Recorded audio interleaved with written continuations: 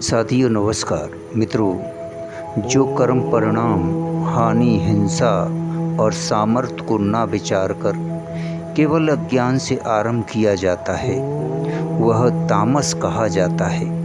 मित्रों, परिणाम हानि हिंसा और सामर्थ्य का विचार करना क्या है और इनका विचार बिना किए केवल मोह से कर्म का आरंभ करना क्या है।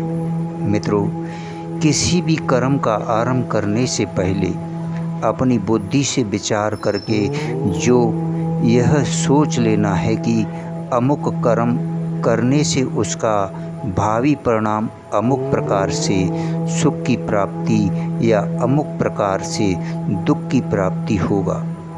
यह उसके अनुबंध का यानी परिणाम का विचार करना है तथा जो यह सोचना है कि अमुक कर्म में इतना धन व्यय करना पड़ेगा, इतने बल का प्रयोग करना पड़ेगा, इतना समय लगेगा, अमुक अंश में धर्म की हानि होगी और अमुक अमुक प्रकार की दूसरी हानियाँ होंगी। यह क्षय का यानी हानि का विचार करना है और जो यह सोचना है कि अमुक कर्म के करने से अमुक मनुष्यों को या अन्य प्राणियों को अमुक प्रकार से इतना कष्ट पहुँचेगा, अमुक मनुष्यों का या अन्य प्राणियों का जीवन नष्ट होगा, यह हिंसा का विचार करना है। मित्रों, इसी तरह जो यह सोचना है कि अमुक कर्म करने के लिए इतने सामर्थ्य की आवश्यकता है,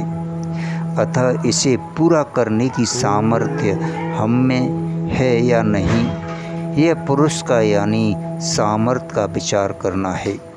इस तरह परिणाम हानि हिंसा और पौरुष इन चारों का या चारों में से किसी एक का विचार किए बिना ही जो कुछ होगा सो देखा जाएगा।